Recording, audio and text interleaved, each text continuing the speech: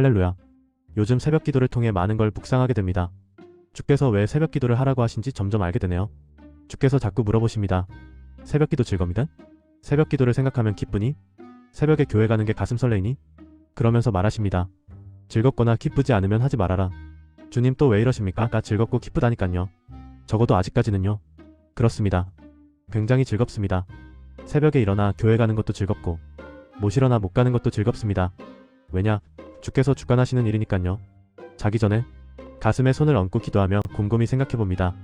내가 아침에 일어나 저녁에 잘 때까지 즐겁고 기쁘지 않은 일이 혹여 있는지, 무언가 하는 일에 짜증나는 일이 있는지, 누군가에게 신경질 나는 일이 있는지, 만약에 있다면 기도하며 성령께 여쭤봅니다. 저의 믿음 생활이란 게 그렇습니다. 믿음, 모든 걸 주 예수께 맡기고 나는 몰라요. 책임지세요. 하는 믿음. 저는 오직 범사에 감사하고 기뻐하며 주께 기도하고 찬양하고 찬송만 할 거니깐요. 알아서 하세요 주님. 그렇지요. 믿음이지요. 세상 일이 다 주님의 뜻으로 주관된 일이라고 믿고 기꺼이 감사하게 받아들이는 마음. 새벽 기도를 통해 알았습니다.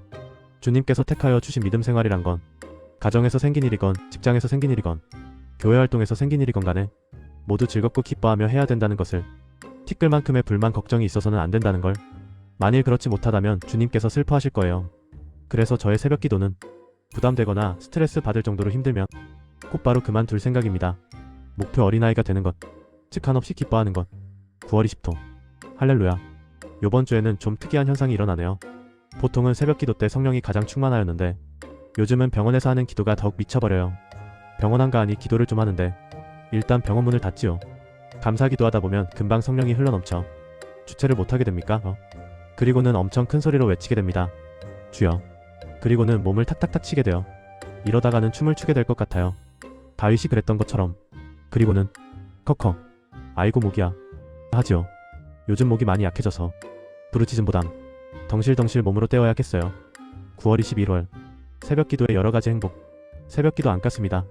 사실 갈 수도 있었습니다. 어제 일요일 푹 쉬었으니깐요. 근데 이상한 일이 일어났습니다. 4시 반에 알람이 울리며 정신이 들었습니다.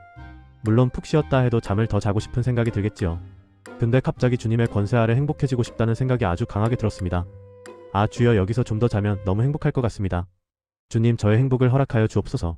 행복한 미소를 지으며 5분 정도 주님께 감사기도 드렸다. 정신이 뚜렷해지면 교회 나가고 잠들면 축복으로 여기기로 하며 그리고는 행복하게 눈을 감았다.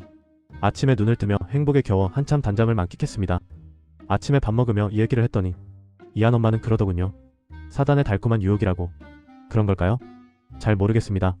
새벽 기도를 가면 그 기도를 할 수 있는 권세 주심에 감사하고, 새벽 기도를 못 가면 그 달콤한 휴식 주심에 감사하고, 이렇든 저렇든 아무 감각도 느끼지 못하고 그저 아침에 당연히 일어나는 사람들보다는 낫겠다는 생각은 듭니다. 새벽 기도 덕에 아침잠에 대한 고마움이 뼈에 사무치듯 밀려옵니다. 9.2 월 동질감. 매년 이슬람 교도들은 라마단이라는 기간을 갖지요. 올해는 9월 1일부터 10월 1일까지라네요. 이 기간에는 해가 떠있는 동안에는 아무것도 먹지 않고 해가 지는 시간 동안 엄청 먹어도 된답니다. 그러면서 이들은 서로 기운을 북돋우며 서로 축하하며 매일 밤 파티를 한다네요. 오히려 라마단 금식 기간에 식료품의 소비가 많아지죠. 이와 더불어 이들은 평생 5가지를 꼭 지켜야 할 계명이 있지요. 여기서 중요한 것은 이 5가지 계명이 뚜렷하게 행동으로 행함이 보여지는 거라는 겁니다. 하루 5번 절하는 거라든지 라마단을 지키는 거라든지 메카를 순례한다는지 등, 이를 통하여 이들은 자신들이 얼마나 계명을 지키고 있는지 등을 직접 눈으로 보이게 평가할 수가 있지요. 그러면서 이들은 이것들을 통해 굉장한 동질감을 느끼지요. 전세계 어디에서나 이슬람교도라는 거에 대해 5가지 계명을 실행한다는 거에 대해서 이거와 비교해보면 기독교의 계명은 참으로 도덕적이며 양심적인 것들이지요. 눈으로 보이는 게 아니죠. 모세 10계명도 그렇고 예수님의 말씀도 그렇고 성경의 말씀 하나하나가 계명이니 말이죠. 행동으로 아예 규제해버리는 계명은 위에 이슬람 교도들이 하는 것처럼 몸으로 때우면 되겠지요. 그리고 자랑하면 되지요. 나 이렇게 했다라고. 근데 우리의 계명은 참으로 지고지순하고 높고도 높아 당연하지만 자랑할 수 없는 것들이지요.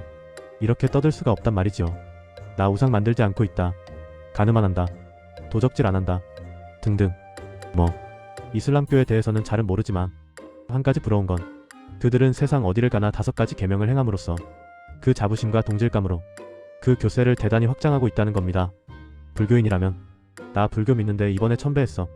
너무 힘들었지만 대단했어. 당신 해봤어? 안 해봤으면 한번 해봐. 응? 당신도 해봤다고. 야, 대단하십니다.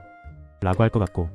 자, 여기서 우리 자랑스런, 너무나 자랑스러운 하나님의 아들들인 우리 그리스도인들은 이 자랑스러움의 동질감을 어떻게 나누어야 할까요? 가끔 손님 중에 찬송가 소리를 듣고 묻습니다. 어느 교회에 다니세요? 라고. 어느 교회에 다니는 게 중요한 게 아닌데 말이죠. 그러면 어떻게 물어봐야 할까요? 신앙이 깊으세요? 성경 몇 번 읽어보셨어요? 교회 몇 년 다니셨어요?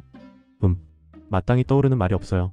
어떻게 하면 다른 교회 다니는 사람들끼리도 그리스도인이라는 동질감을 느낄 수 있을까요? 9.2 월 좁은 문. 마태복음 7장 13절 14절을 보면 좁은 문으로 들어가라. 생명으로 인도하는 문은 좁고 길이 협착하여 찾는 이가 적음이니라 라고 예수께서 말씀하셨습니다.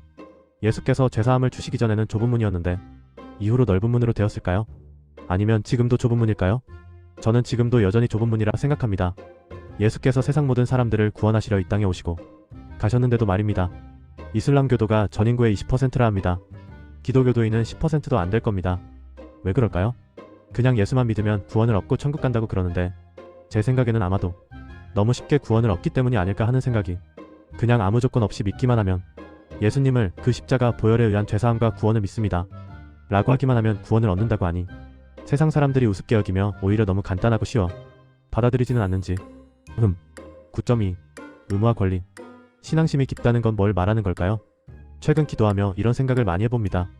새벽 기도하니 신앙심이 깊다고 옆에서 얘기들 합니다만 저는 속으로 콧방귀를 낍니다.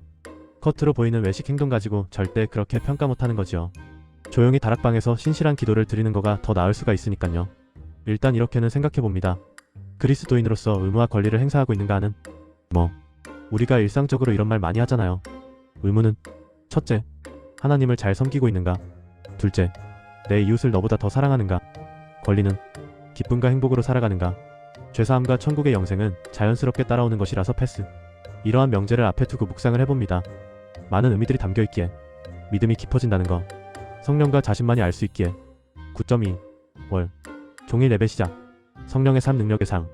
더워크 오브 더 스피럿, 더워크 오브 파워의 저자인 데이브 로버스 목사처럼 종일 예배를 하기로 했다. 야, 근데 이게 좀처럼 쉽지가 않네요.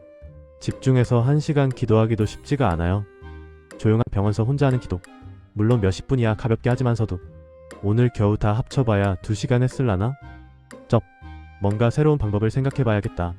좀 더 쉽게 집중하는 방법이랄까? 9.2 월 자유의지.